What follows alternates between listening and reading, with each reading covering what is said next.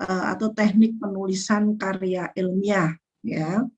Ya, jadi ini secara umum dulu saya gambarkan. Kemarin kita sudah masuk ke variabel, mudah-mudahan nanti ini agak cepat. Nanti PowerPoint saya kirim sehingga saya tadi sih sudah sampaikan ke admin, ya adminnya ada nggak ya di sini ya? Kalau saya minta 2 SKS sekaligus hari ini biar materinya bisa terselesaikan, ya. Baik, adik-adik yang saya sayangi dan yang saya banggakan, saya akan mulai dengan bagaimana menulis sebuah karya ilmiah. Ya, kalau kita bicara karya ilmiah, sebenarnya kalian sudah mengenal sejak di D3, ya, itu ataukah bahkan mungkin di SMA, ya, itu sudah latihan membuat sebuah karya ilmiah. Ya, jadi dimulai dari disebut dengan KTI atau karya tulis ilmiah, atau nanti untuk D4 S1-nya disebut dengan skripsi, untuk S2-nya disebut dengan tesis, untuk S3-nya disebut dengan disertasi. Tapi sebenarnya secara gambaran, secara umum itu hampir sama. Ya, kalau kita bicara karya tulis ilmiah atau bisa disebut dengan karya ilmiah, itu suatu gagasan faktual yang didukung dengan bukti empiris, ya.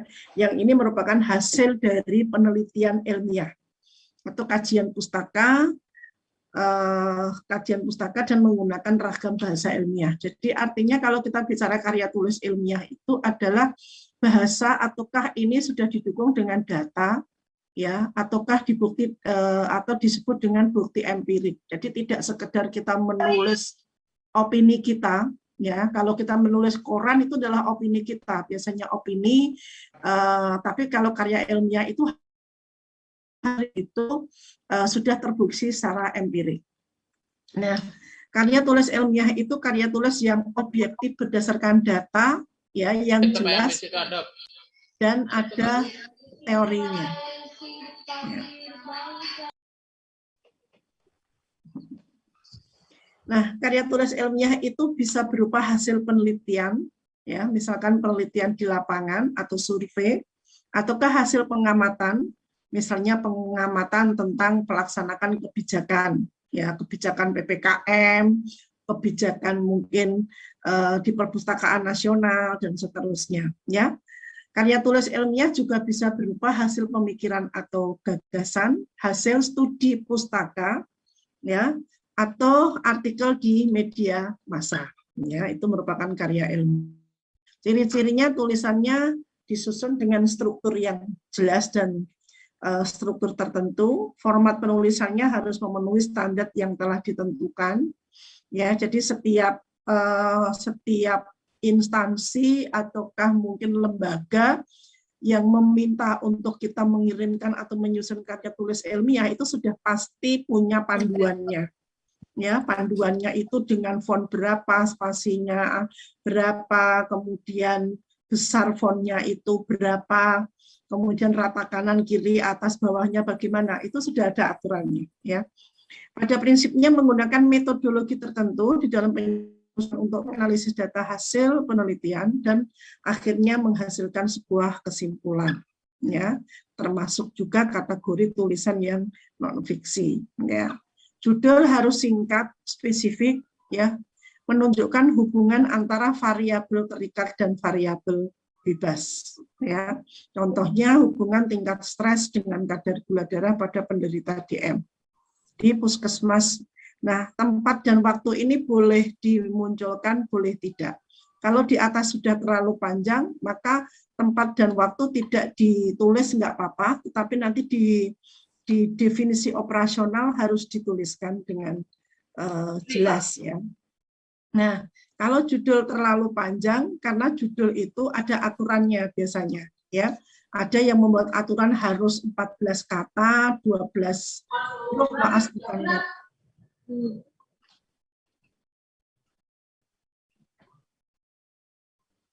Sudah? Ya, baik. Terima kasih. Ya, sudah di-mute, ya. Kalau judul itu terlalu panjang, ya, karena masing-masing lembaga itu punya syarat sendiri. Ada yang mensyaratkan 10 kata, 12 kata, 14 kata, bahkan sampai 20. Kalau kira-kira lebih dari itu, maka kita membuat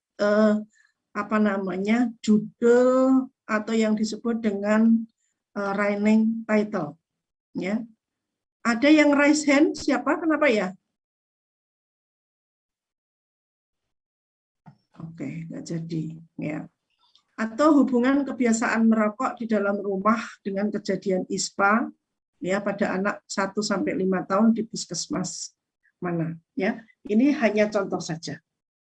Kemudian abstrak ya. Kita tahu bahwa abstrak itu merupakan inti dari karya tulis itu sendiri, yang itu merupakan bab 1, 2, 3, 4 dan 5 ya. Paling sering dibaca setelah judul. Biasanya orang membaca judul kemudian membaca abstrak ya. Biasanya digunakan sebagai alat screening ya. Miniatur sebuah naskah. Jadi miniatur sebuah naskah itu ada di abstrak ya. Abstrak itu sudah ada isinya dari mulai latar belakang, tujuan, metode, hasil dan kesimpulan saran. Tapi harus ditulis dalam maksimum 250 kata. Nah, ini yang kadang menyusun abstrak itu harus benar-benar kita jeli ya, komponen-komponen yang harus ada di situ harus ditunjukkan karena itu merupakan sebuah miniatur ya daripada naskah yang mungkin ada 50 halaman atau bahkan 100 halaman ya. Penyusunan abstrak yang baik sangat membantu di dalam mengenali isi naskah. Informasi naskah dapat secara cepat dan tepat diketahui oleh pembaca. Ya, dibuat setelah semua selesai. Karena harus ada hasil, harus ada kesimpulan, bahkan saran. Sehingga orang bisa menyusun abstrak tatkala penelitian itu sudah selesai dilakukan dan laporan atau tulisannya itu sudah diselesaikan. Ya, biasanya abstrak itu terakhir kali ya menyusunnya. Nah, ciri-ciri abstrak harus jelas, singkat, padat, mudah difahami, ya, ringkas, ya, berdiri sendiri dan objektif. Harus bersifat informatif, ya, artinya setiap informasi yang terkandung pada abstrak harus berdasarkan fakta. Ya, kembali bahwa kita bicara skripsi atau karya ilmiah yang itu merupakan hasil penelitian kita, ya, sehingga itu pasti harus terbukti secara empirik ya, bukan kata ataukah trial and error, bukan kata siapa, bukan sebuah opini, tapi itu merupakan hasil sebuah penelitian ya. Abstrak biasanya terletak pada bagian awal dari sebuah karya ilmiah. Biasanya syarat ataukah jumlah kata di dalam abstrak itu antara 100 sampai 300 ya. Jadi ada yang mensyaratkan 100, 150, 200, 250, ada yang 300. Tapi yang paling banyak itu adalah 250 ya. Identitas penulis harus jelas, nama lengkap, biasanya tidak perlu gelar, nama institusi asal dan alamat email. Ya, ditulis dalam bahasa Indonesia dan bahasa Inggris dengan spasi 1. Ya, fontnya sesuai dengan gaya yang diinginkan oleh lembaga tersebut. Ya. Nah, syarat abstrak ya harus mencakup ini, IMRAD, Introduction, Method, Research, ya, Discussion atau kesimpulan dan discussion. Ya, jadi harus mencakup latar belakangnya. Latar belakang ini diikuti dengan tujuannya, kemudian metodenya, hasil, kesimpulan, saran. Ya, atau dikenal dengan istilah IMRAD. Ya, jadi IMRAD itu adalah komponen ya, komponen yang harus ada di dalam abstrak yang itu meliputi introduction, method, research dan discussion atau conclusion. Ya. Nah, harus informatif ya, jelas ya. Kemudian ini ya, biasanya tidak boleh lebih dari 250 kata. Ya. Bagaimana tips di dalam menulis abstrak? Ya, dibutuhkan banyak revisi memang untuk menulis sebuah abstrak yang baik.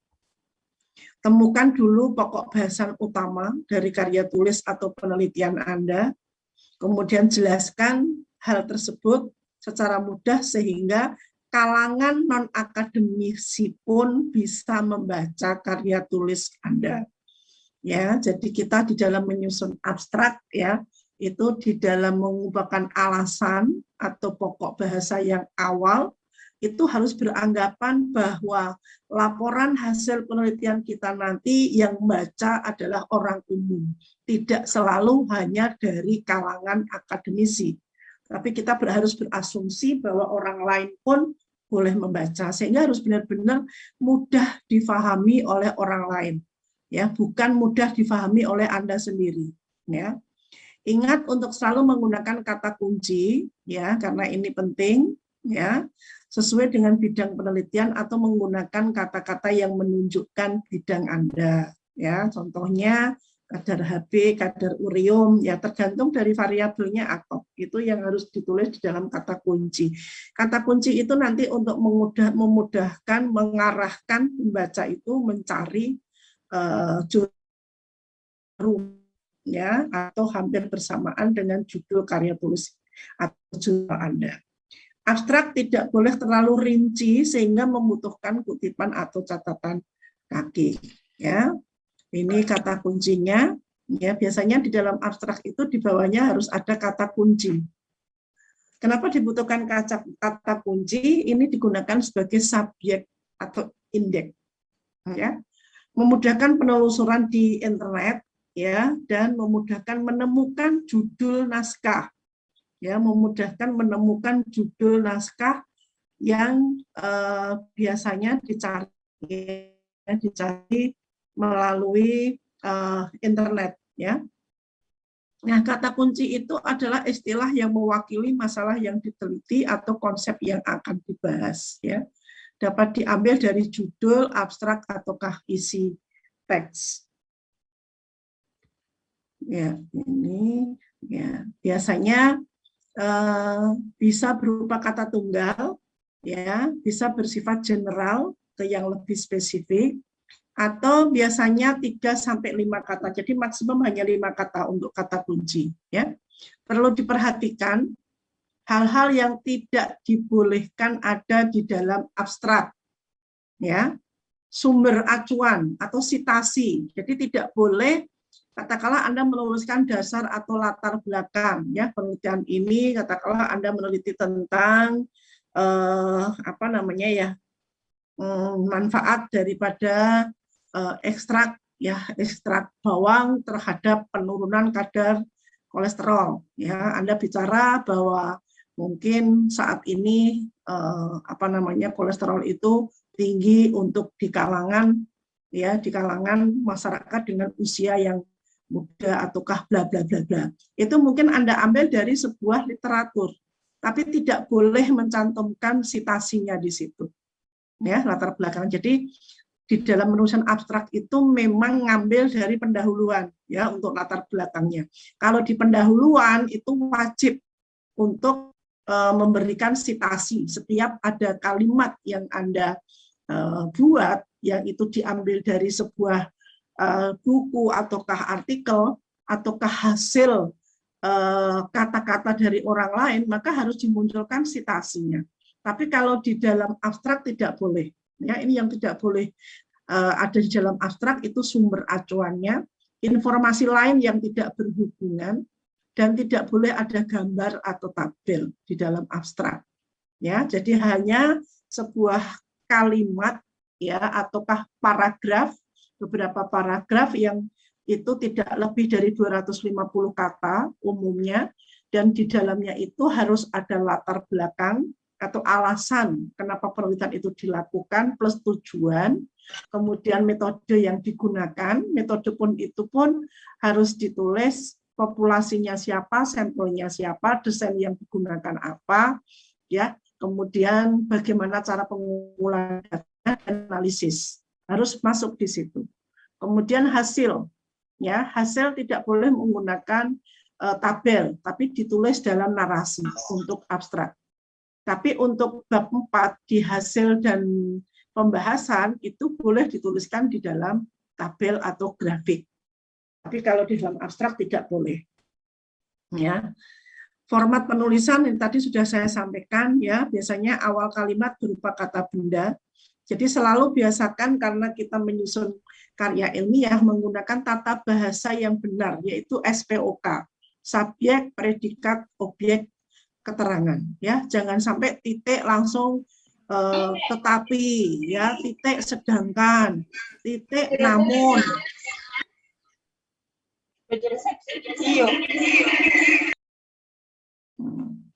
Kemudian titik langsung kata sambung. Jadi harus subjek, predikat, objek, kata keterangan.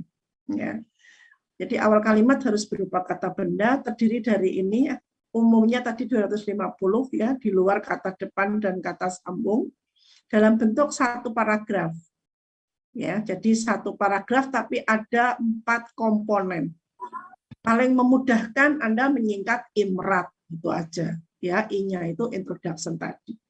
Biasanya umumnya menggunakan 1 spasi, ya. Kemudian menggunakan, kalau ini huruf dan fontnya ini tergantung daripada lembaganya atau institusinya, ya. Biasanya ada kata kunci maksimum 5 kata, ya.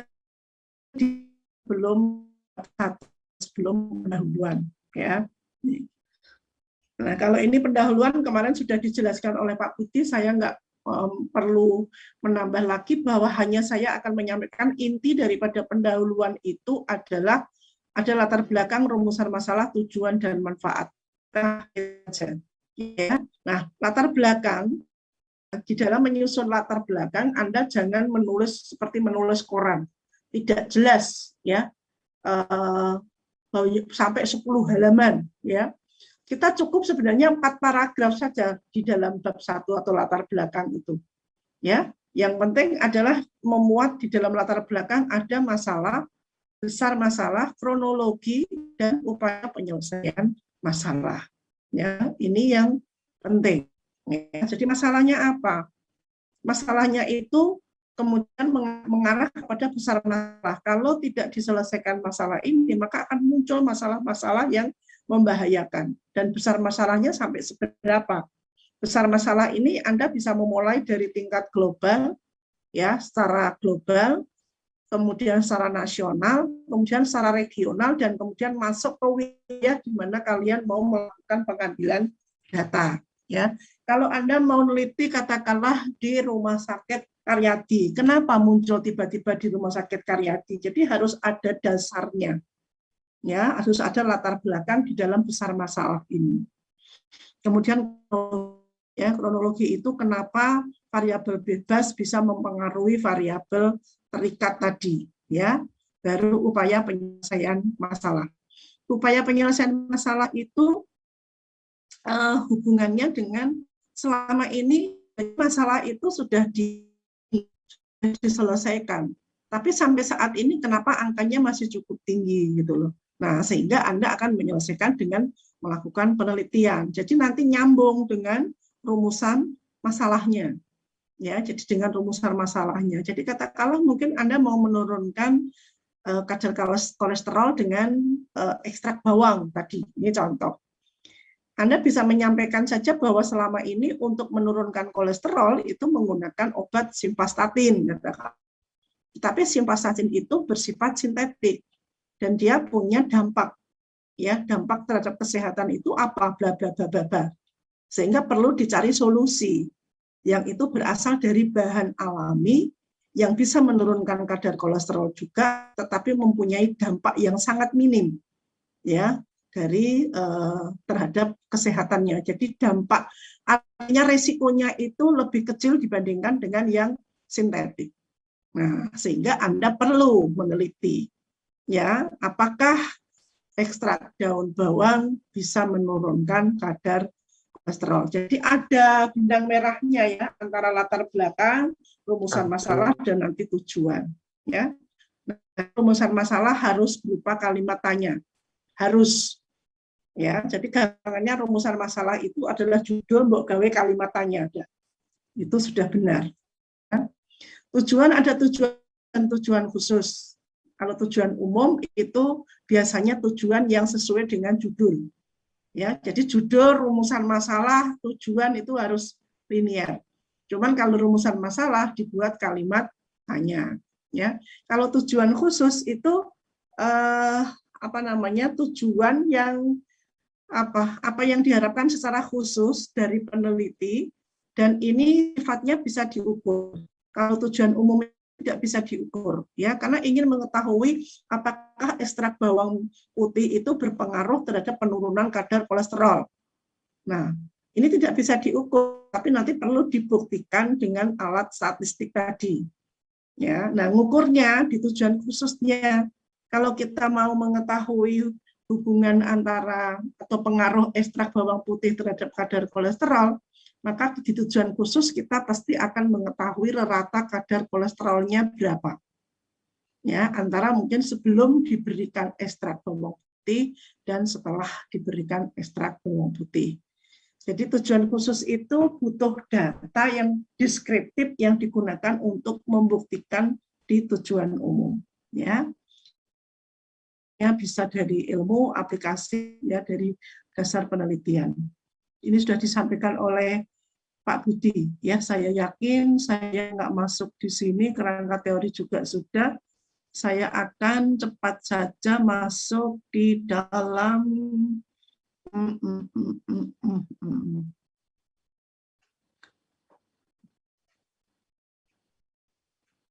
ya, bagaimana penyajian dan interpretasi di laporan hasil. Jadi saya mungkin agak agak lompat-lompat ya, tapi saya ambil yang penting-penting ya, karena takut nanti waktunya nggak cukup ya. Kalau kalau saya berikan berurutan, saya khawatir justru hal yang penting justru tidak tersampaikan ya. Seperti tadi, dan interpretasi ini juga sangat penting, bagaimana kita menyusun bab 4 ya, yang biasanya itu berupa laporan hasil ya.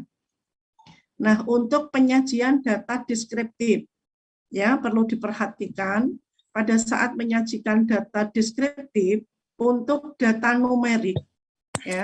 Untuk data numerik, variabel itu disajikan rata dan standar deviasi. Ya, atau bisa median dan nilai minimum maksimumnya. Jadi kalau data itu numerik, ya sudah cari aja min, standar deviasi atau median. Jadi kalau kita menuliskan means atau rata, selalu harus diikuti dengan standar deviasi. Kalau kita menggunakan median, itu selalu diikuti dengan nilai minimum dan maksimumnya. Ya, ini hanya contoh saja. Ya. Kemudian kalau data kategorik, kalau data itu kategorik secara deskriptif, ya, secara deskriptif, maka disajikan di dalam jumlah dan prosentase. Ini kalau kategorik. Jadi kalau numerik means, standar deviasi atau median, minimum maksimum.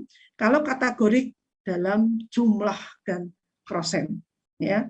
Jadi katakanlah jenis kelamin yang laki-laki, oh ada 60 atau 60%, karena 100 totalnya. Ya, berapa sih yang pengetahuannya rendah? Oh, ada 25, berarti 25%. Berapa yang tinggi? Ada 25 juga. Ini untuk data kategorik. Ya, kembali saya sampaikan bahwa penyajian data deskriptif untuk data kategorik dan numerik berbeda. Nah, ini data kalau Anda menggunakan uji T independen. Ya, ingat kalau membuat tabel ini contoh tabel yang salah ya. Tabel secara internasional itu tidak boleh menggunakan garis ya horizontal maupun vertikal di tengah. Ya, jadi sebenarnya contoh yang benar adalah ini. Ini adalah secara nasional bahkan internasional, termasuk ini juga. Ya, ini artinya tidak ada garis horizontal maupun vertikal di tengahnya. Ya, ini adalah contoh yang salah di dalam membuat tabelnya. Tapi yang saya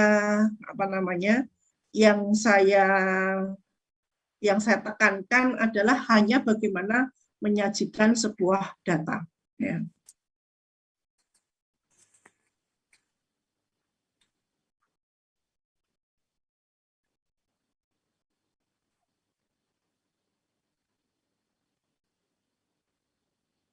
Nah, di dalam penyajian data, katakanlah untuk uji dari hasil uji T atau uji beda, ya, ini kalau T-nya, uji T-nya tidak berpasangan, yang kita tulis adalah variabelnya ini, katakanlah menyusui, ya dan tidak, atau eksklusif dan non eksklusif. Ya, ini min-nya berapa, standar deviasinya berapa, p-value itu yang membuktikan apakah ada hubungan antara perilaku menyusui dengan kadar Hb, dan ini adalah nilai M-nya atau sampelnya. Ya, sampel yang menyusui ASI eksklusif ada 60, yang non eksklusif ada 40. Ya, ternyata rata-rata yang menyusui ASI eksklusif itu kadar Hb-nya rata-ratanya 11,03, yang non eksklusif 10,98 ini. Ya. Dan dari tabel ini nanti dibuat narasi di bawahnya. Ya, ini untuk laporan atau untuk skripsinya. Kalau untuk apa namanya? Untuk menulis jurnal, kalau Anda sudah membuat grafik ataukah membuat tabel ataukah grafik atau tabel, tidak perlu ditulis di narasi lagi, mestinya begitu.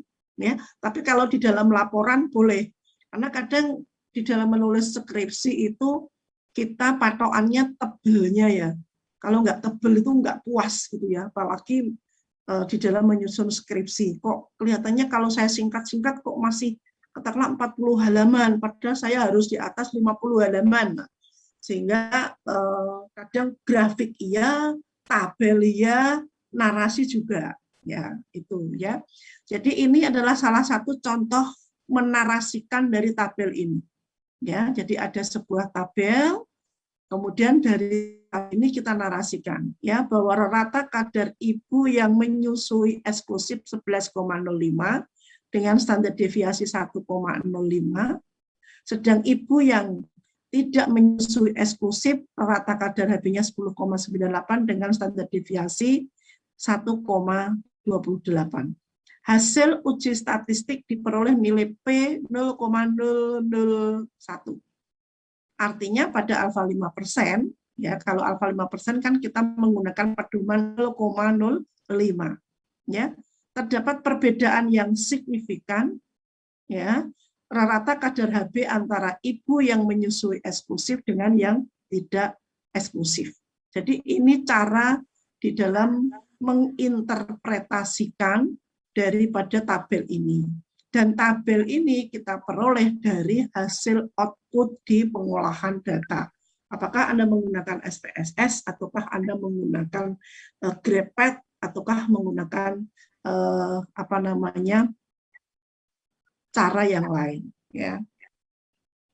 Ini untuk penyajian data yang dependent. Ya. Jadi kalau dependent, karena dependent itu kan berpasangan, ada pengukuran sebelum dan sesudah, atau pengukuran pertama, pengukuran kedua, atau pertama, kedua, ketiga, ya tergantung berapa. Ya, seperti ini perbedaan berat badan sebelum dan sesudah.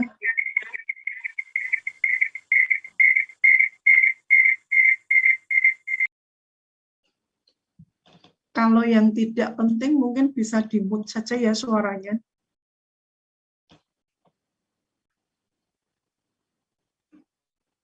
Ya, baik. Ada pengukuran pertama itu yang biasanya adalah pre, ada pengukuran yang kedua itu biasanya adalah post. Ya, jadi di dalam apa namanya pengukuran itu bisa saja pengukuran jam pertama, jam kedua, jam ketiga boleh. Ya, tapi ini contohnya adalah sebelum dan sesudah program diet. Ya, berat badan yang pengukuran pertama dari 50 sampel rata-ratanya 76. Setelah diet rata-ratanya 69 dengan standar deviasi ini. Ya, nilai P-nya ini. Jadi nanti di dalam memberikan deskriptifnya dulu. Ya, bahwa dari tabel ini rata ya berat badan pada sebelum mengikuti program diet ada 76, kilogram dengan standar deviasi 3,67, di mana rata setelah melakukan program diet itu raratanya adalah 69 kilo dengan standar deviasi 2,87. Nah, hasil analisis dengan uji T dependent, katakanlah, diperoleh nilai P 0,002.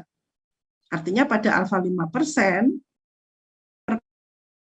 ya, terdapat perbedaan berat badan, ya, terdapat berat badan antara sebelum dan sesudah, ya.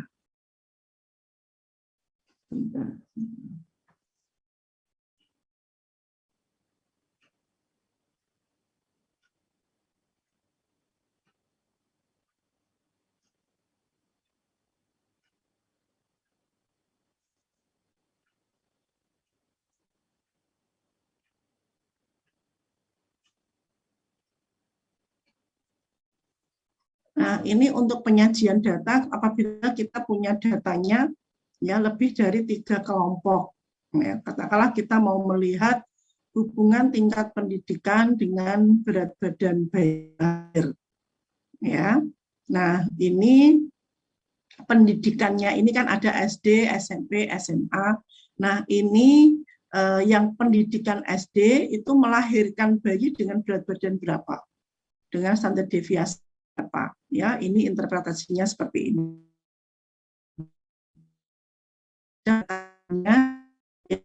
Ya, kalau uji korelasi ya square yang dilihat adalah ini, jadi ini sangat penting. Kajian di bab 4-nya, ya. Ini sudah, saya akan masuk. Kalau ada yang ditanyakan langsung saja bisa bertanya ya. Saya akan masuk di desain observasional atau desain ya. Atau ini dulu deh.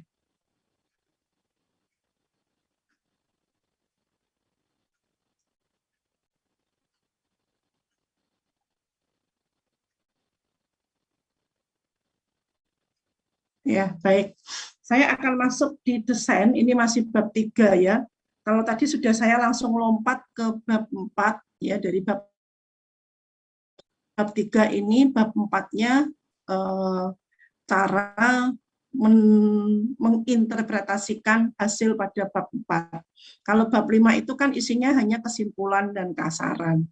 Kalau kesimpulan dan saran itu, kesimpulan itu pasti harus menjawab tujuan. Ya, harus menjawab tujuan. Jadi yang dituliskan kalau di dalam tujuan umum ada 1, tujuan khususnya katakanlah ada 2, maka sebaiknya di kesimpulan ada 3. Karena di dalam kesimpulan itu menjawab tujuan umum dan tujuan khusus, ya, itu di bab 4. Yang memang agak banyak adalah di bab 3 dan ini perlu penjelasan. Nah, kalau kita bicara desain, ya, desain penelitian, itu kita bisa menggunakan observasional dan kita bisa menggunakan eksperimen. Apa bedanya? Kalau observasional itu tanpa perlakuan, tanpa intervensi, kalau eksperimen itu dengan perlakuan atau dengan intervensi, ya ini.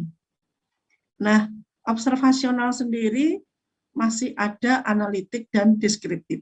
Tadi deskriptifnya, cara penyajian datanya, kemudian analitiknya sudah saya sampaikan. Ya, analitik sendiri kita bisa memilih kapan kita menggunakan cross-seksional, kita menggunakan case control, dan kapan kita menggunakan cohort. Ya. Kalau eksperimen, nanti akan saya sampaikan juga setelah ini, ya. Jadi nanti saya akan sampaikan observasional dan eksperimen. Ya. Kalau eksperimen, pilihan kita bisa pra-eksperimen, ataukah eksperimen kuasi, ataukah eksperimen murni. Ya. Nah, saya akan mulai pada studi, ini aja langsung ya. Apa bedanya antara saya akan bahas tentang observasional dulu. Di mana observasional tadi ya itu ada apa namanya? Ada deskriptif dan ada analitik ya. Nah, untuk deskriptif ya, apa bedanya antara deskriptif dengan analitik ya? Deskriptif itu hanya menjelaskan suatu masalah. Jadi hanya mendeskripsikan, hanya menggambarkan berdasarkan who, when, where. Atau di dalam epidemiologi disebut berdasarkan person, place, and time. Siapa yang terkena, kapan kejadiannya itu muncul, dan di mana. Ya. Nah, kalau analitik itu selain sudah menjawab who, when, where, sudah menjawab why. Jadi mengapa efek itu muncul. Ya, jadi mengapa efek itu muncul? Jadi ada variabel terikat yang harus dihubungkan terhadap variabel bebas tadi. Ya, kalau deskriptif itu pengumpulan, pengolahan dan penyajian serta interpretasi datanya hanya pada satu kelompok. Kalau analitik itu minimal 2 kelompok. Ya, kalau deskriptif itu tidak membuktikan hipotesis ya. Jadi kalau studi kita bersifat deskriptif tidak perlu Anda menyusun hipotesis. Tetapi kalau analitik itu jelas apa namanya? Pengumpulan analitiknya itu tujuannya salah satunya adalah untuk membuktikan suatu hipotesis ya. Ini hanya contoh saja, tadi sudah saya sampaikan ini ya. Saya akan langsung ke studi cross seksional. Jadi observasional itu ada cross seksional, ada case control, ada cohort.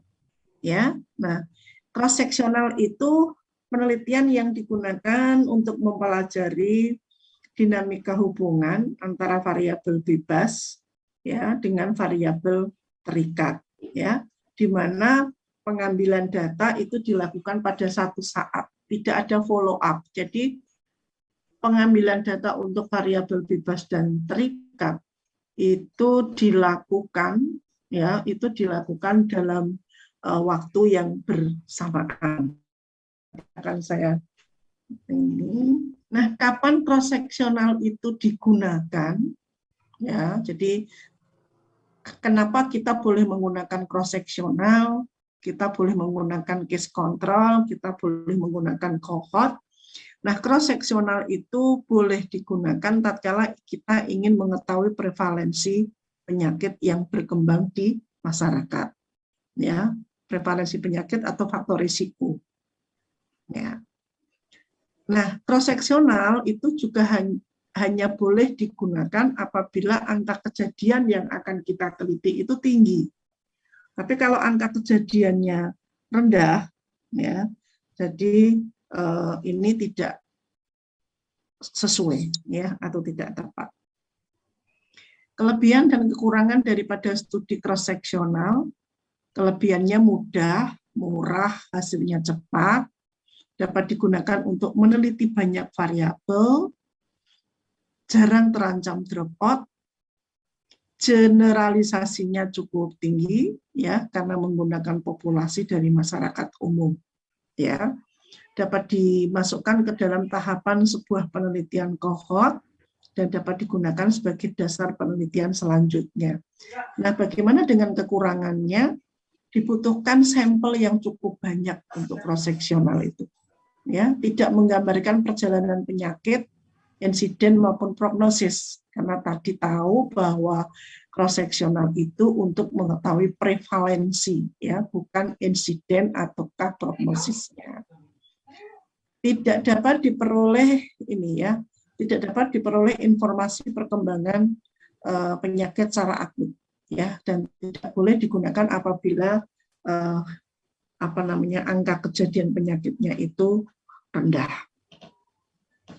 Nah, ini adalah gambaran skemanya ya. Jadi yang namanya cross seksional ya. Cross seksional itu intinya ya, atau kata kuncinya bahwa penelitian itu dimulai dari sebuah populasi dan subjek ini diambil dari populasi secara random. Ya, itu kata kuncinya. Ya. Nah, subjek yang diambil dari sebuah populasi secara random itu kemudian diukur variabel bebas dan terikatnya dalam waktu yang bersamaan. Ya, dalam waktu yang bersamaan. Sehingga kalau kita mau melihat katakanlah ya hubungan antara mungkin kadar kolesterol dengan berat badan ya pada mahasiswa Unimus, maka pada saat kita mengukur berat badannya, menimbang, mereka disuruh ditimbang berat badannya, langsung dianya untuk dicek kolesterolnya. Jadi gambaran kolesterol pada saat variabel bebas itu diambil, itu cross seksional. Ya, mudah-mudahan bisa difahami apa yang saya jelaskan ini ya, karena nanti apabila sudah bertemu dengan masalah di dalam skripsi, kadang ini yang bisa kok temennya kok ini, kok saya seperti ini ya. Jadi desain itu nanti beda-beda. Tentunya tergantung daripada peneliti satu dengan peneliti yang satunya bisa berbeda, tergantung dari tujuan masing-masing ini apa, inginnya apa yang diteliti, dan output yang dihasilkan itu maunya apa. Sehingga desainnya otomatis masing-masing bisa berbeda, bisa sama. Pada saat kita menggunakan cross-seksional, ya, maka pengukuran variabel bebas dan terikat itu dilakukan dalam waktu yang bersamaan dan hanya satu kali. Jadi tidak ada follow up dan tidak ada pengulangan lagi untuk pengambilan data. Nah, tatkala kita mendapatkan ya sampel dengan faktor risiko positif dan efek positif, maka nanti akan kita masukkan ke dalam sel A. Ya, pada saat nanti kita olah data dengan SPSS, ya, itu akan kita masukkan di sel A untuk yang responden atau sampel yang faktor risikonya positif dan efeknya positif. Nah, kalau sampel itu ternyata ya mempunyai faktor risiko yang positif dan efeknya yang negatif, ya, maka ini kita masukkan ke dalam sel B. Ya, ini Asher Anggartini kemana ini ya?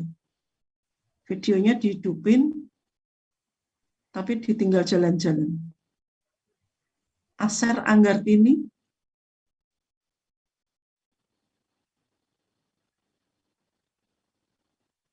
Asher Anggartini bisa mendengarkan saya?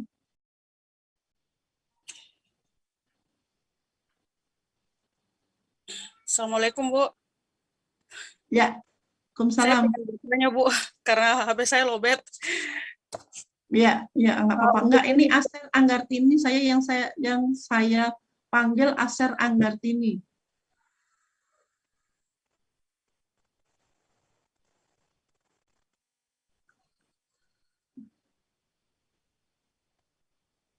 Ini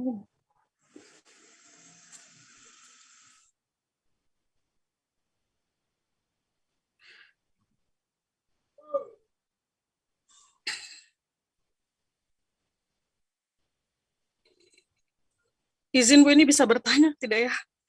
Ya, silakan. Ya, makasih, Bu. Ini soal pengumpulan sampel pada proses penelitian, Bu. Ya. Kalau standarnya untuk pengumpulan sampel itu kira-kira populasinya tuh berapa banyak, Bu, ya? Kalau yang penelitiannya itu kayak bersifat deskriptif aja, Bu, gitu. Nah, Ada standar nggak untuk pengumpulan sampelnya gitu loh, Bu?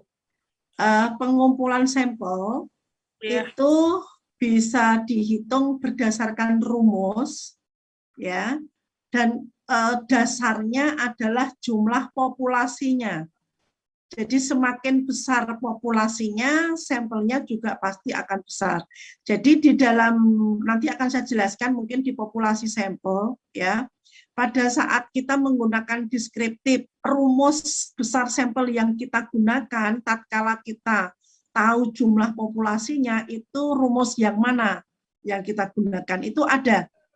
Jadi rumus untuk deskriptif itu ada sendiri di bukunya Sofiuddin itu, rumus untuk korelatif Itu ada sendiri, rumus untuk komparatif itu ada sendiri. Nanti mungkin itu akan saya jelaskan pada saat populasi sampel setelah ini, mudah-mudahan. Ya, ini akan saya jelaskan nanti. Jadi kalau jumlahnya berapa tergantung populasinya, Mbak. Jadi kalau populasi itu digunakan sebagai dasar untuk menghitung rumus besar sampel untuk menentukan sampel minimalnya. Jadi setelah populasinya diketahui, ya, di dalam menghitung rumus besar sampel itu ada yang rumusnya bisa menggunakan pada saat populasi diketahui gunakan rumus ini. Pada saat populasi tidak diketahui jumlahnya gunakan rumus ini, itu ada. Ya, dan nanti pada saat Anda mau meneliti mencari sampel minimal itu populasinya diketahui enggak? Kalau populasi itu diketahui jumlahnya, katakanlah Anda mau meneliti di sebuah rumah sakit, satu rumah sakit. Populasi itu bisa diperhitungkan dalam satu tahun terakhir itu pasien COVID ada berapa, katakan. Itu dianggap sebagai populasi. Ya, populasi berarti itu namanya populasi terjangkau. Populasi terjangkaunya adalah katakanlah pasien COVID di rumah sakit A pada tahun 2021. Nah, itu kan bisa dihitung atau dilihat dari rekam mediknya. Nah, kalau sudah ketemu katakanlah 1 tahun ada berapanya, hanya contoh aja 10.000 katakanlah ya. Terus dimasukkan ke dalam rumus besar sampel. Ternyata ketemu sampelnya katakanlah 50. Ya berarti 50 itu sudah mewakili yang 10.000 itu. Gitu. Ya, jadi kalau kita tidak tahu, ya artinya secara populasi yang kita nggak tahu, pasti kita ada catatannya di dalam rekam medik pasti ada. Kalau di dalam sebuah populasi masyarakat, pasti di dalam kelurahan atau di kecamatan itu ada penduduknya yang katakanlah Anda mau meneliti balita, penduduk balita di situ di wilayah itu ada berapa jumlahnya. Nah, itu populasi. Baru nanti diambil sampelnya. Sampel itu bagian dari populasi. Nanti mungkin akan lebih jelasnya kalau setelah ini saya jelaskan populasi dan sampel. Ya, baik. Saya lanjut dulu ya. Ya. Nah, ya, baik. Kembali kalau Anda milih cross seksional itu adalah kuncinya bahwa subjek ini diambil dari populasi secara random. Populasinya siapa? Ya tergantung. Ya, populasinya tergantung di mana, di rumah sakit ataukah di wilayah kerja puskesmas ataukah mungkin di laboratorium klinik, di mana itu sebuah populasi. Ya. Nah, ini hanya menghitung aja nilai RP-nya, saya pikir nggak terlalu penting. Ya, saya akan lanjut langsung ke case control. Ya, case control itu agak berbeda. Kalau kita memilih desain case control, maka penelitian itu dimulai dari sini. Ada kasus dan ada kontrol. Kasus itu siapa? Ya orang yang sakit yang akan kita teliti. Katakanlah kita mau mengambil artinya bahwa mungkin apakah komorbid DM itu berpengaruh terhadap COVID, ya. Kemudian kita menggunakan case control. Nah, COVID atau orang yang terkonfirmasi COVID itu kita anggap sebagai kasus, sampel yang berupa kasus. Nah, kontrolnya siapa? Ya orang yang tidak terkonfirmasi COVID. Dari mana? Boleh dari tetangganya atau boleh dari rumah sakit yang dia memang tidak atau negatif PCR-nya katakanlah. Nah, kasus ini kita yang tentukan. Apa yang dimaksud dengan kasus? Orang yang terkonfirmasi COVID, katakanlah ini contoh ya. Yang didefinisikan sebagai kasus itu adalah orang yang terkonfirmasi COVID dengan hasil PCR positif. Nah, kontrolnya siapa? Ya orang dengan hasil PCR negatif. Kemudian kita teliti ke belakang, kita tanya, ya, apakah yang kasus ini punya riwayat hipertensi, punya riwayat DM, punya riwayat jantung, punya riwayat obesitas, punya riwayat merokok, kita tanya. karena ini retrospektif ke belakang. Jadi faktor risikonya ditanya di belakang. Begitu juga untuk kelompok kontrol yang tidak sakit COVID tadi, apa juga ada hipertensinya, apa ada juga DM-nya, apa dia juga merokok, apa dia juga obesitas. Nah, nanti akan kita bandingkan. Itu untuk case kontrol.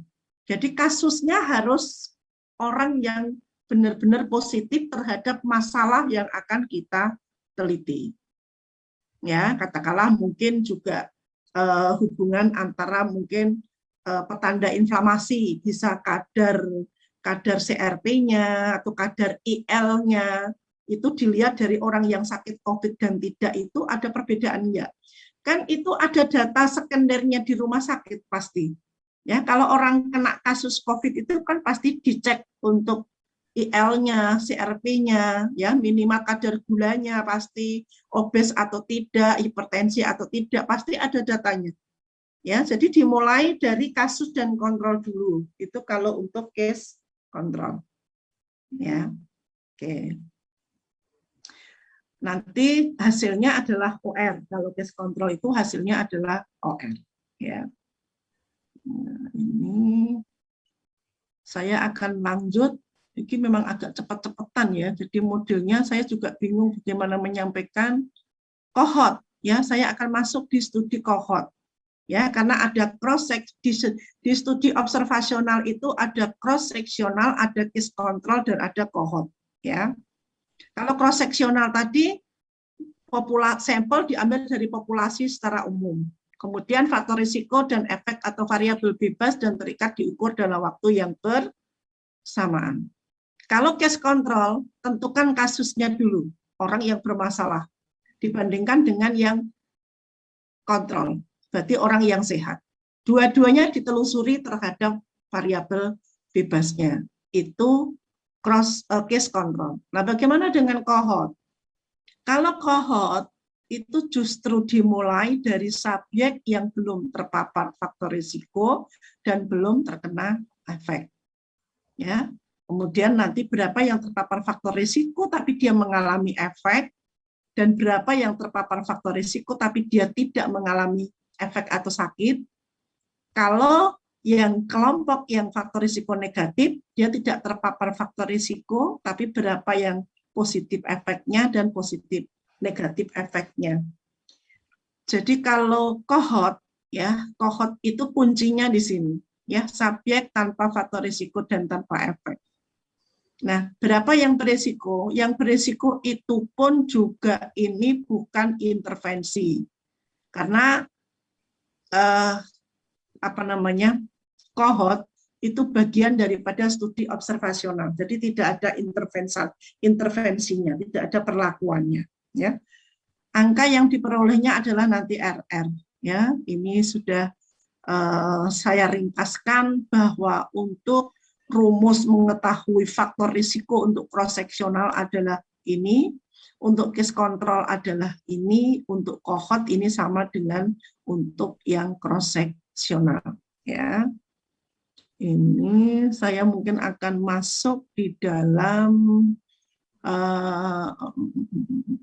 ini saya stop dulu, saya masuk di studi eksperimen dulu sebentar, baru nanti masuk populasi dan sampel.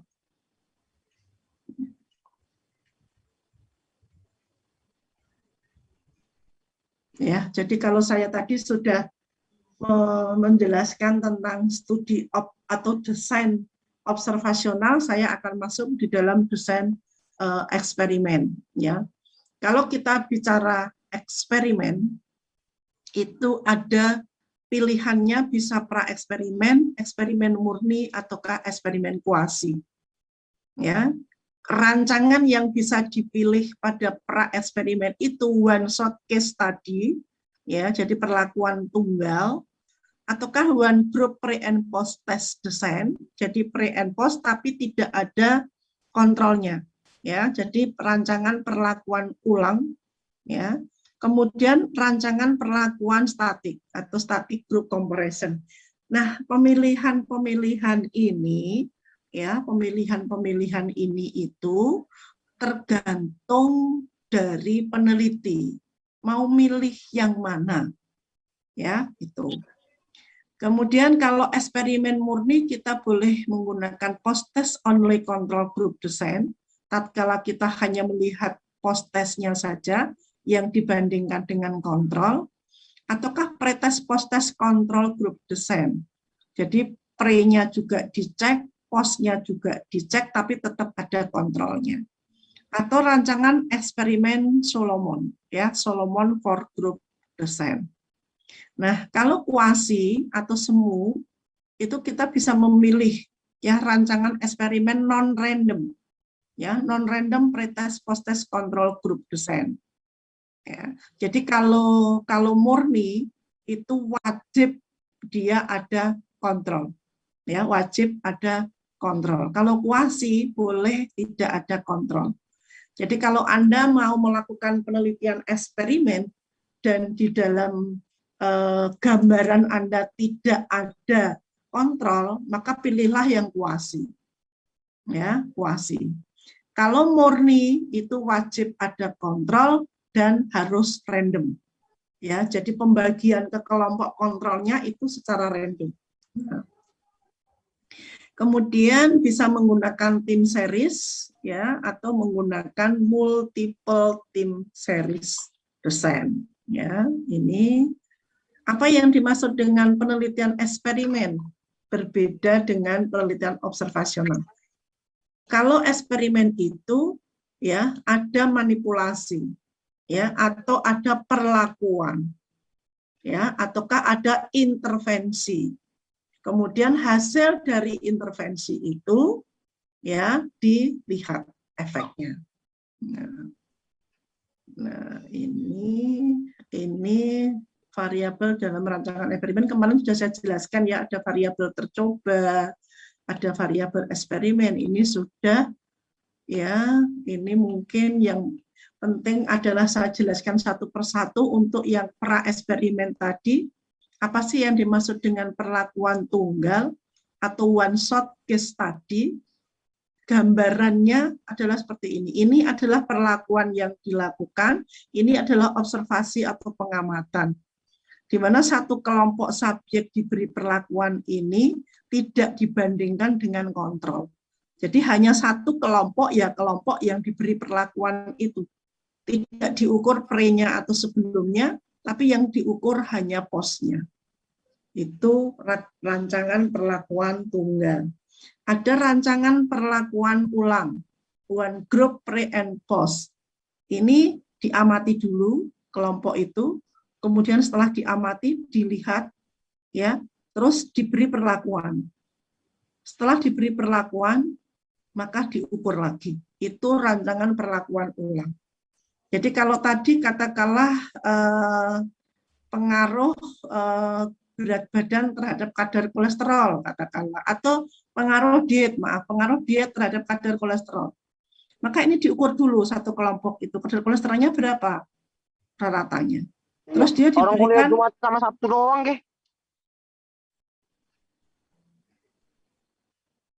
kemudian diberikan diet, ya, diberikan diet selama 1 bulan. Setelah itu diukur kadar kolesterolnya lagi. Kalau mau seperti itu, berarti Anda harus memilih one group pre and post test design, ya. Jadi pilihannya banyak, tergantung peneliti itu maunya apa gitu. Ya, pilihannya ada. Kemudian rancangan perlakuan statik. Ya, peneliti menggunakan 2 kelompok. Satu kelompok diberi perlakuan, satu kelompoknya tidak diberi perlakuan. Jadi 2 kelompok, kalau tadi hanya 1 kelompok.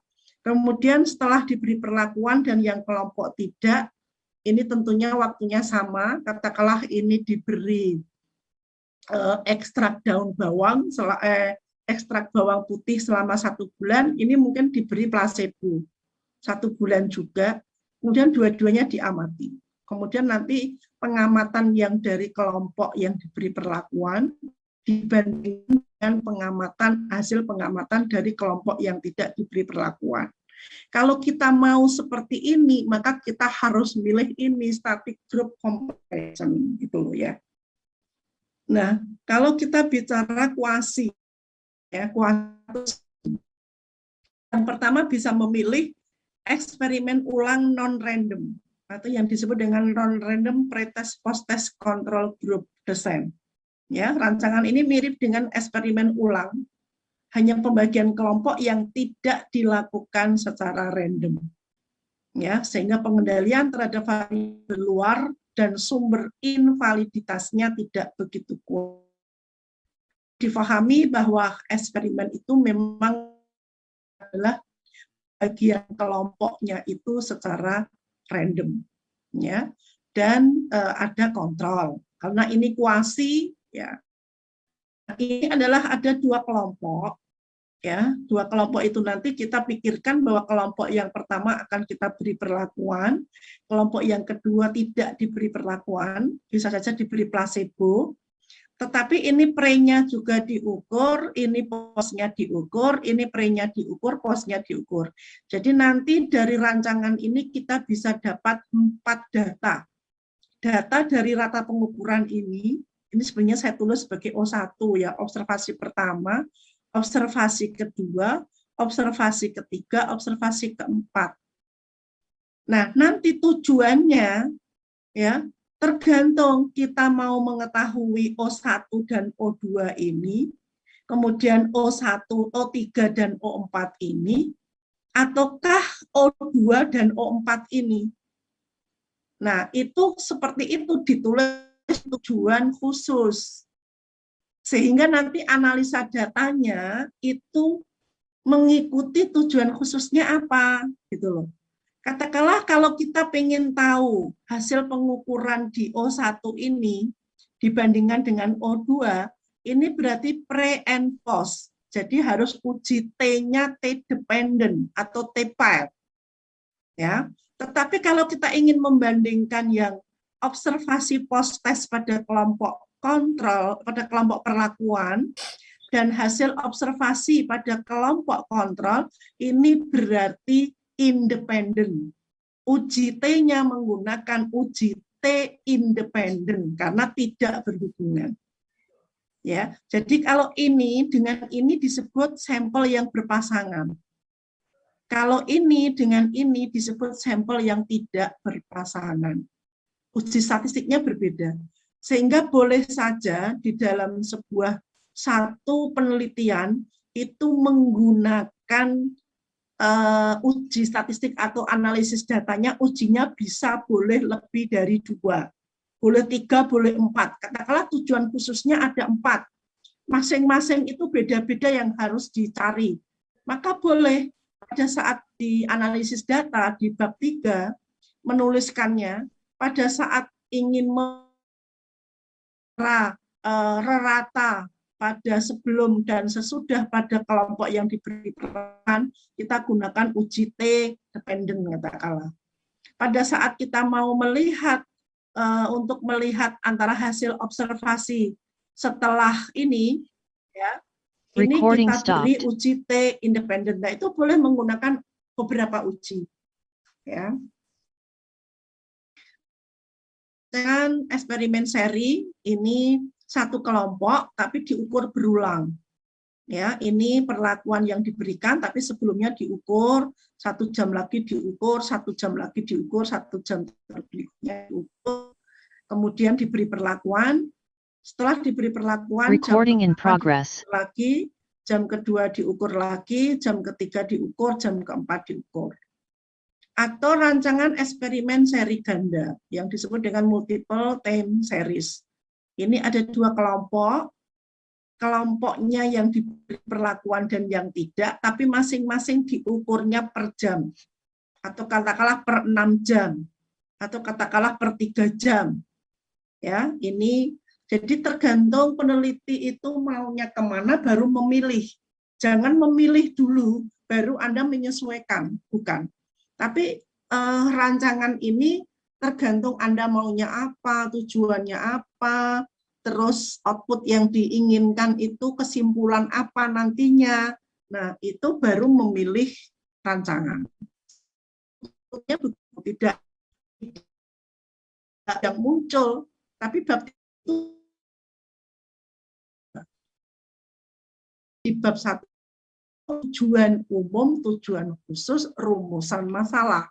Ya, jadi harus linear antara rumusan masalah, tujuannya, kemudian hipotesis dan rancangan atau desain yang dipilih serta analisis datanya nanti.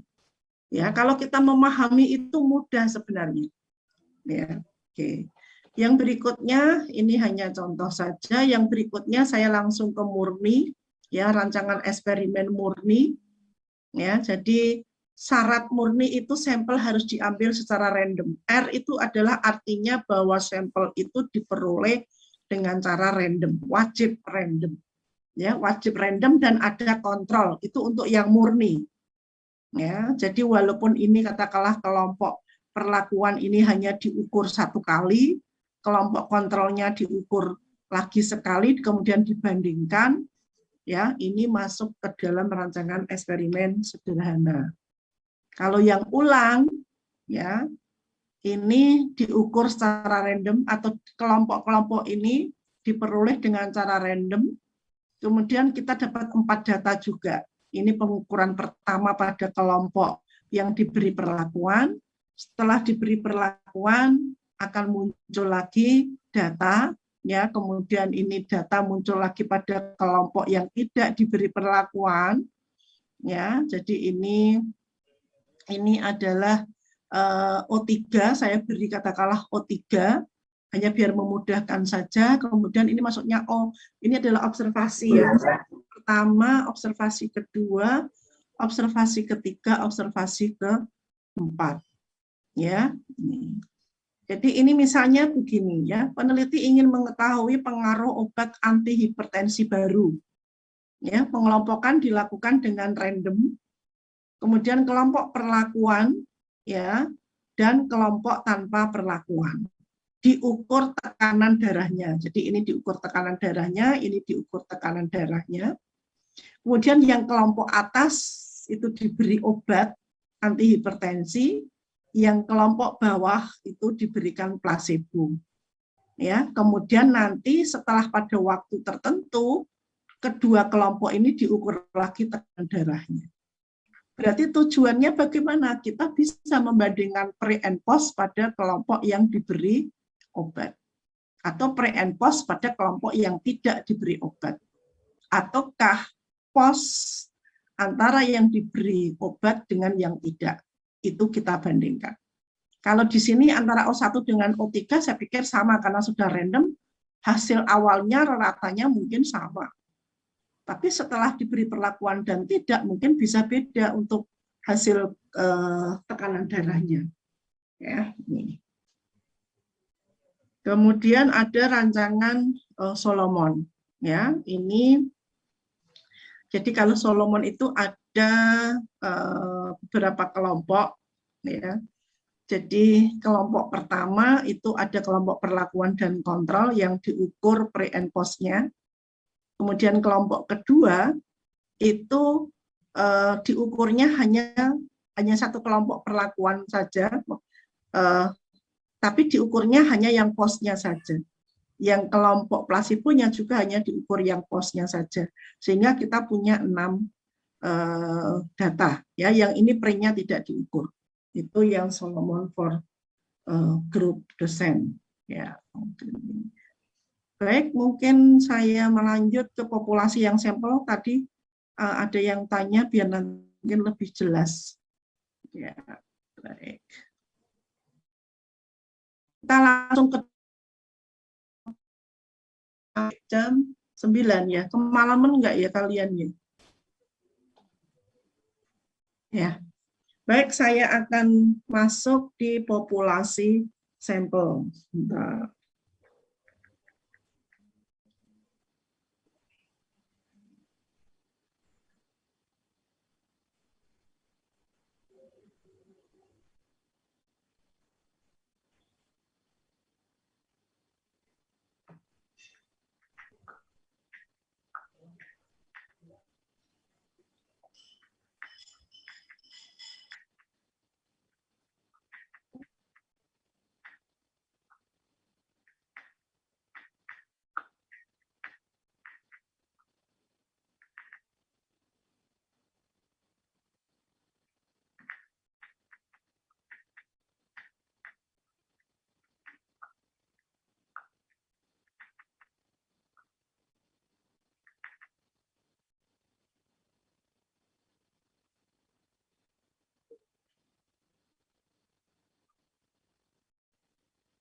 Ya, saya adanya populasi dengan sampel.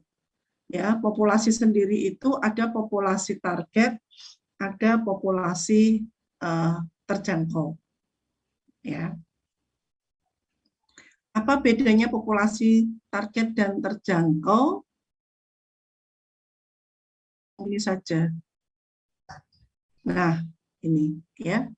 Kalau kita bicara populasi target, ya, kalau kita bicara populasi target, itu dibatasi oleh karakteristik klinis dan demografi.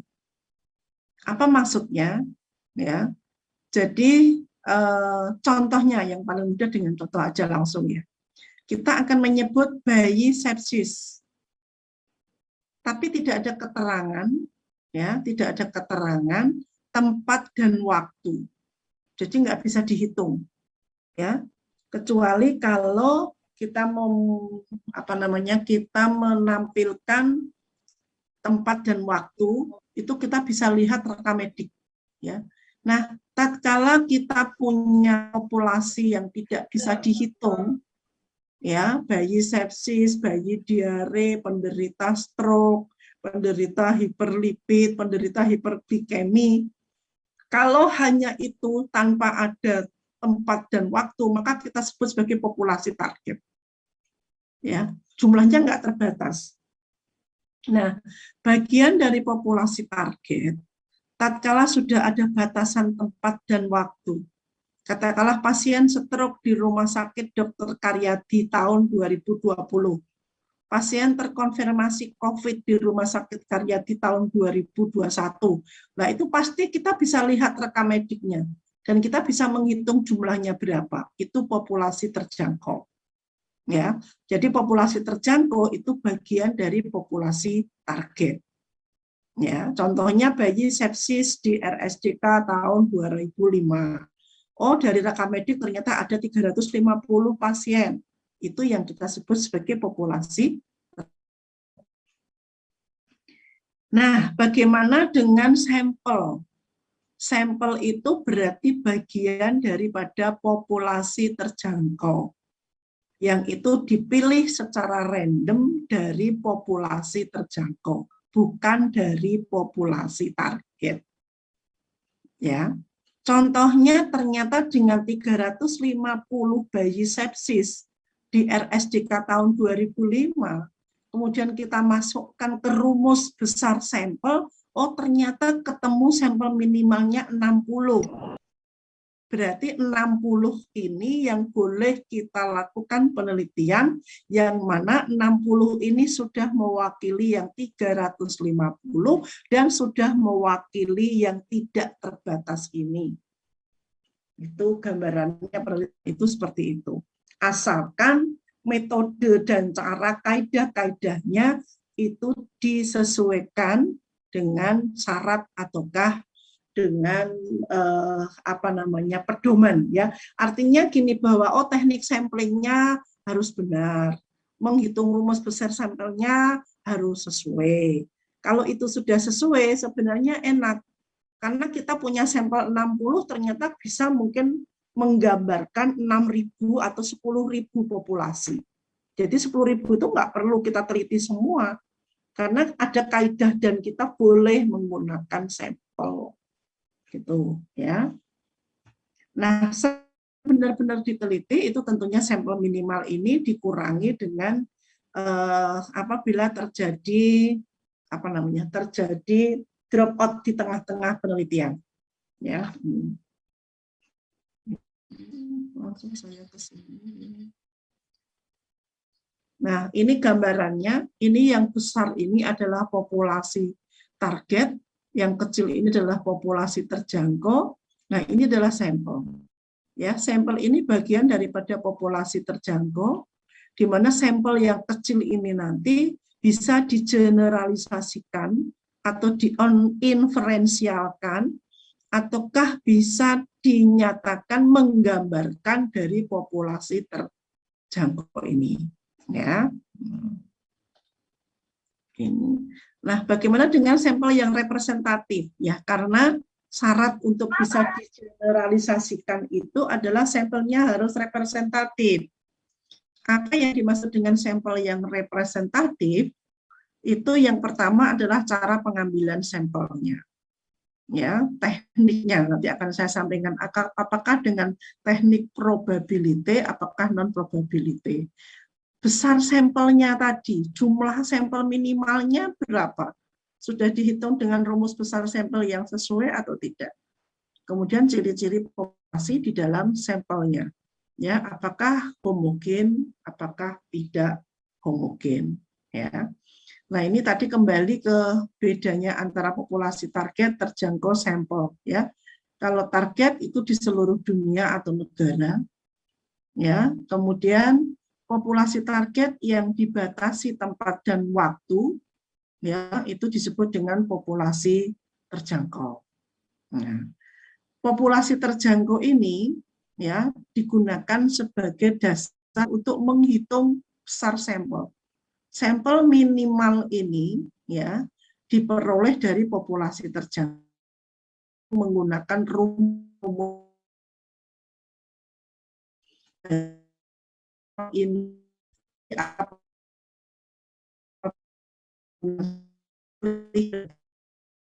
bisa digeneralisasikan ke populasi terjangkau.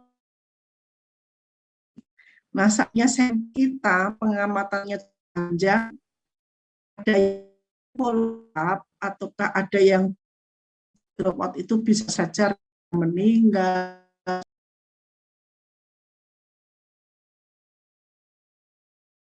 Recording in Namanya sampel progress. yang dikurangi dengan drop out, yang mana benar-benar diteliti.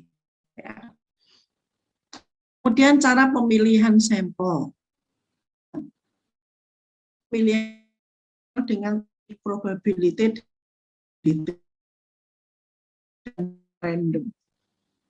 Random sendiri ada simple, systematic, stratified, cluster, non-random ada concept adjustment. Ya. Nah, untuk yang simple, ya, yang simple itu caranya dengan mengundi, ya, atau membuat lintingan yang paling mudah seperti arisan. Itu sebenarnya kita sudah menggunakan teknik simple random pada saat kita melakukan arisan. Jadi semua orang yang ada di tulisan di dalamnya itu mempunyai kesempatan untuk keluar, untuk bisa menjadi sampel. Simple random sampling itu populasinya homogen, jumlahnya diketahui. Kemudian dengan menggunakan undian atau lotre ataukah bilangan random, kita menetapkan sampel. Katakanlah ini 10.000 tadi.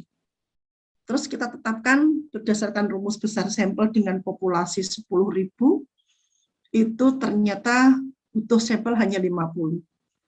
Maka kita secara random ngambil 50 dari populasi ini.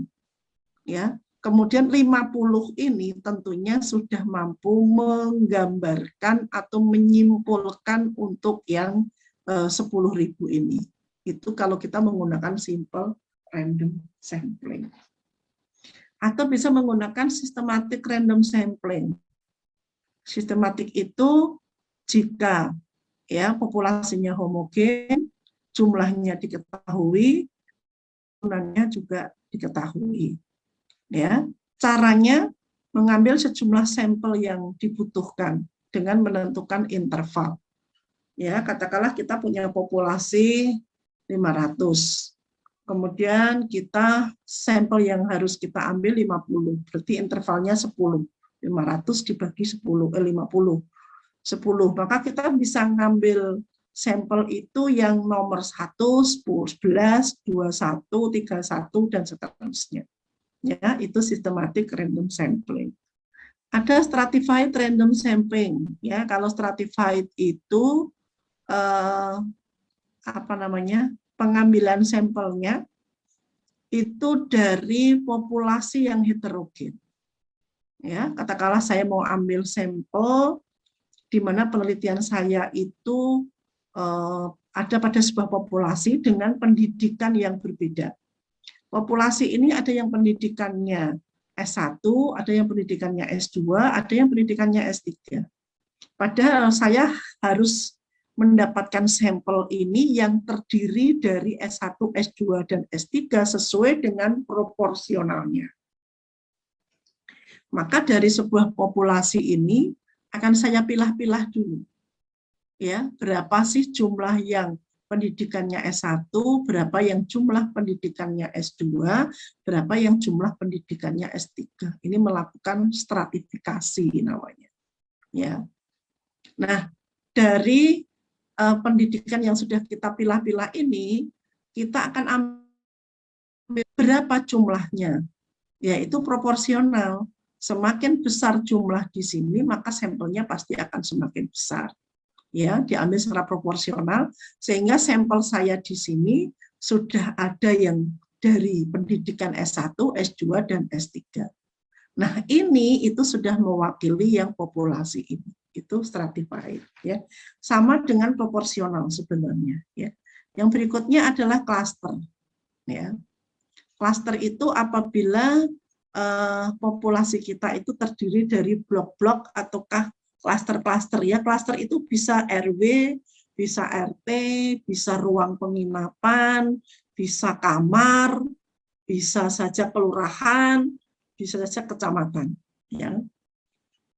Sebagai contoh, katakanlah kita akan meneliti, ya, di mana populasi kita itu adalah satu kelurahan. Ini contoh. Nah, satu kelurahan itu, ya,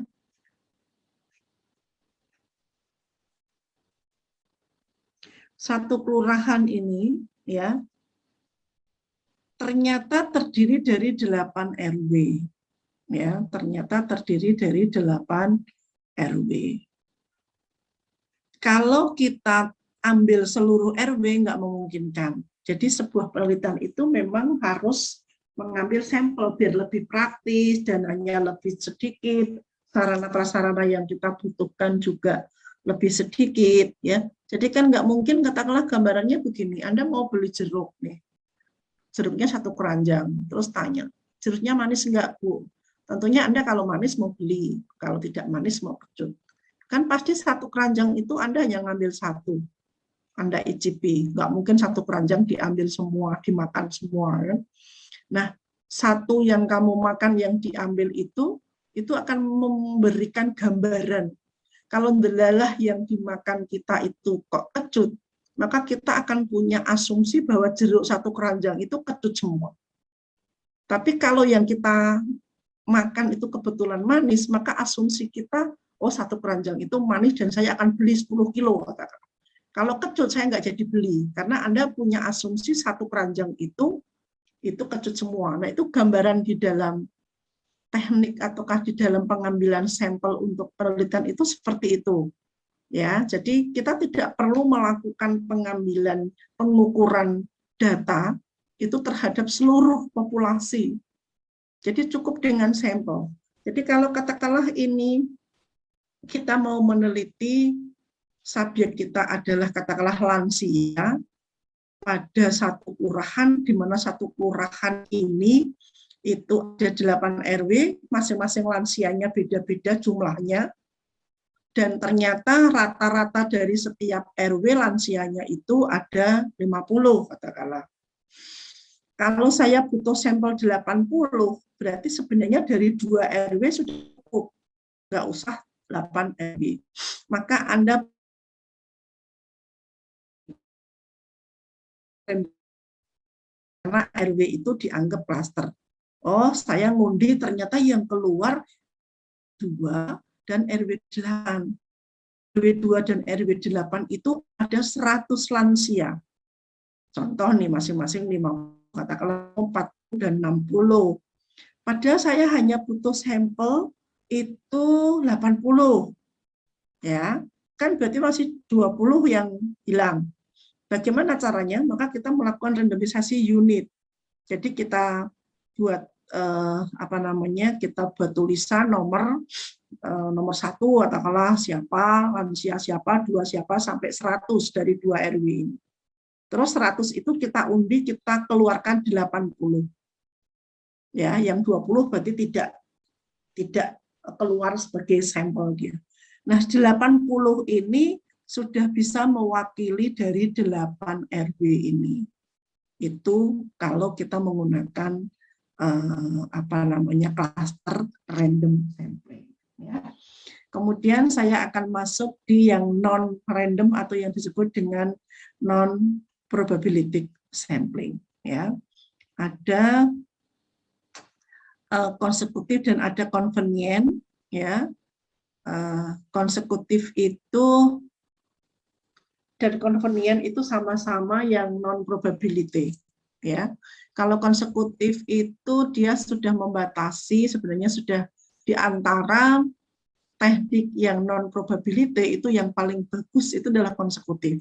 Ya, jadi katakanlah Anda bekerja di lab, kemudian Anda akan lakukan penelitian, kemudian Anda sudah membuat kriteria bahwa yang akan dijadikan sebagai sampel nanti adalah mungkin orang yang datang dengan obesitas dan mempunyai kadar gula lebih dari 200 malah. Maka saat Anda bekerja di laboratorium, hari itu menemukan sampel 2 yang memenuhi kriteria, maka Anda masukkan sebagai sampel 2. Besok lagi dapat lagi 1, besok lagi dapat lagi 5. Katakanlah Anda butuh sampelnya 40, berarti setelah 40 stop. Ya, itu konsekutif. Jadi waktunya tidak jelas. Bisa 1 minggu terpenuhi 40, bisa 1 bulan kalau kasusnya mungkin kriterianya sulit. Nah, itu konsekutif. Bedanya dengan convenient apa? Hampir sama dengan konsekutif. Kalau convenient itu lebih tidak tertata, terprogram seenaknya sendiri gitu. Jadi katakanlah Anda di laboratorium bekerja punya kriteria untuk mengambil sampel, hari itu dapat 1, baru dapat 1. Kemudian Anda cuti 1 minggu, baru minggu berikutnya dapat lagi 5. Terus kemudian Anda dikirim ke luar negeri untuk seminar, katakanlah. Ya, berarti berhenti 1 minggu, baru dapat lagi, itu convenient. Ya, jadi tidak lebih dikatakan seenaknya di dalam mengambil sampel. Jadi waktunya pasti lebih panjang daripada konsekutif. Ya. Kemudian ada kuota. Kalau kuota itu penetapan subjek berdasarkan tanda-tanda yang punya pengaruh, ya. Kuotanya sudah terpenuhi, ya selesai ya pengambilan sampelnya. Ada purposif. Kalau purposif itu respondennya dipilih berdasarkan pertimbangan. Ya. Bisa juga snowball. Kalau snowball itu biasanya untuk kelompok-kelompok yang tidak mau diketahui profesinya atau keberadaannya. Ya, jadi kita harus hanya pegang 1 orang. 1 orang itu silahkan menunjuk yang memang satu profesi dan profesinya itu tidak mau diketahui oleh orang lain, tapi dia punya komunitas. Kemudian dia mengambil masing-masing katakanlah 5. Dari 5 itu nanti mengambil temannya lagi 5. Ya, seperti jaring laba-laba itu ya, ke sana terus. Akhirnya pada saat kita sudah mendapatkan sampel yang sesuai, maka stop.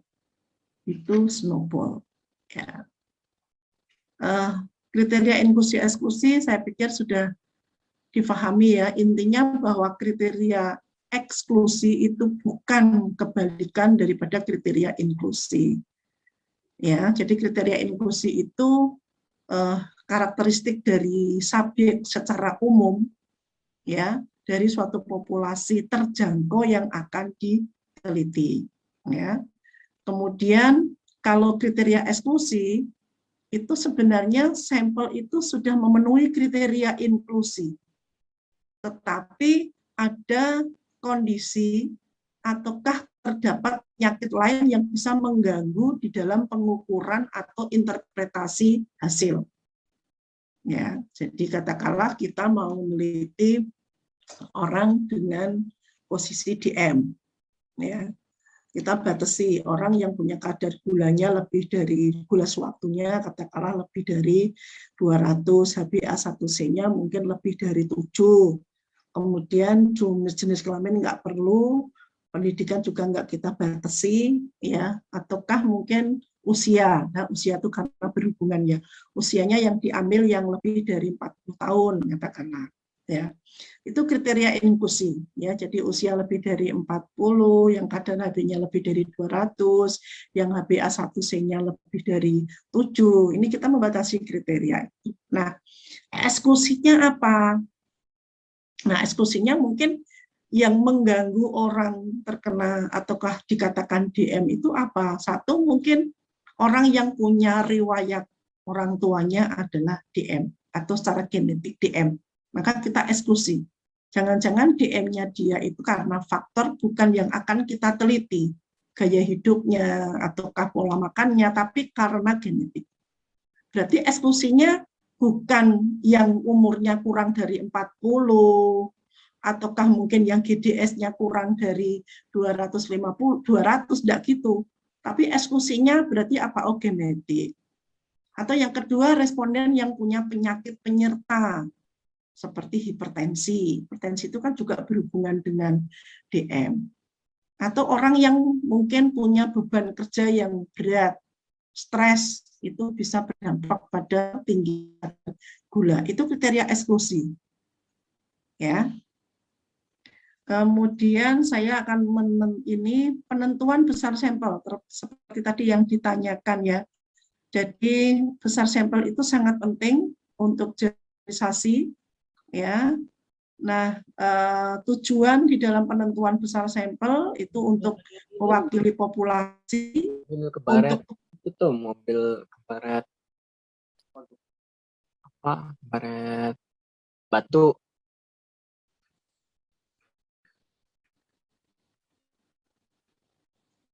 ya. Jadi kenapa kita perlu menghitung besar sampel di populasi, dua untuk keperluan analisis. Ya. Nah, hal yang perlu diperhatikan adalah rancangannya dan jenis atau desainnya, tujuan penelitiannya, jumlah populasi, ya, karakteristik dari populasi itu sendiri, kemudian skala data atau skala variabel yang kemarin saya sampaikan sudah saya sampaikan ya kemarin ya. Saya bingung antara maksudnya S2-nya MP ya, antara ini saya ngajar S2 atau D4 ataukah di kedokteran sendiri, jadi kadang bingung sendiri ya. Skala pengukuran kemarin sudah saya sampaikan, ada nominal, ada ordinal, ada interval, ada rasio ya. Kemudian tingkat kepercayaannya, kemudian kepenyimpangan yang bisa ditolerir. Nah, ini ada rumus besar sampel itu sangat banyak sekali bukunya. Anda boleh menggunakan yang manapun tatkala ada literatur yang bisa digunakan. Salah satu contoh ada yang menghitung besar sampel itu berdasarkan populasi yang diketahui dan populasi yang tidak diketahui jumlahnya. Tatkala Anda tidak bisa menentukan jumlah populasi, maka gunakanlah rumus ini. Tatkala Anda punya atau bisa mengerti menghitung total populasi, maka gunakan rumus yang ini. Ya. Nah, ini keterangannya saja. Nah, kemudian bisa saja Anda menghitung rumus besar sampel itu di bukunya Sophiuddin Dahlan. Itu dikriteriakan seperti ini tadi yang ditanyakan oleh siapa ya tadi, Mbak Yanti atau siapa ya. Kalau jenis penelitian kita itu adalah deskriptif dan bersifat kategorik, maka rumus yang digunakan adalah ini. Ya, itu di bukunya Sophiuddin sangat jelas sekali. Pada saat kita mau meneliti deskriptif dan data yang akan kita ambil adalah numerik, maka rumus besar sampelnya adalah ini. Ya, jadi tergantung kalau analitik komparatif yang tidak berpasangan pakai ini, yang berpasangan pakai ini. Yang numerik tidak berpasangan dua kelompok dan lebih dari dua kelompok pakai ini. Kalau yang hanya dua kelompok berpasangan pakai yang ini. Kalau yang korelatif pakainya ini ya. Jadi semua benar, tidak terus kalau menggunakan rumus itu salah enggak. Ada rumus yang lain lagi, rumusnya Slovin, dikenal dengan rumusnya Slovin. Kemudian rumusnya selain Slovin itu ada Sophiuddin, Slovin, Sudipto Sastro Asmoro, kemudian ada Singgih Santoso, ya, Singgih Santoso. Kemudian ada lagi yang khusus buku menghitung rumus besar sampel itu agak lupa saya ya, yang itu bukunya siapa sih, kok lupa saya. Ada itu ya. Jadi rumusnya banyak, tergantung Anda mantap menggunakan literaturnya siapa. Yang jelas jangan menggunakan rumus besar sampelnya Siti Thomas Zulaikha. Saya belum mematenkan rumus saya belum punya ya. Jadi rumus yang pengarang-pengarang metodologi dan buku statistik yang Anda lakukan ya. Ini sudah selesai. Coba saya akan masuk lagi. Satu lagi kayaknya di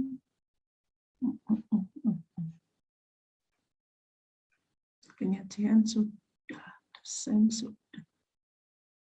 Ya, mungkin itu aja ya untuk yang metode pengumpulan data. Saya pikir metode pengumpulan data mungkin bisa saja nanti dibaca sendiri, itu enggak begitu. Artinya bahwa pengambilan data itu bisa menggunakan kuesioner, bisa menggunakan checklist, bisa menggunakan lembar observasi, bisa menggunakan hasil laboratorium, itu nanti bisa dibacalah. Kalau menggunakan kuesioner, berarti kuesioner itu harus diuji validitas dan reliabilitasnya dulu. Ya, seperti aja kalau kita mau mengukur berat badan dengan timbangan. Nah, timbangan itu kan perlu kalibrasi biar nanti tidak terjadi penyimpangan. Nah, untuk membuat kalibrasi sebuah kuesioner itu namanya uji validitas dan reliabilitas. Itu mungkin. Ada yang ditanyakan lagi?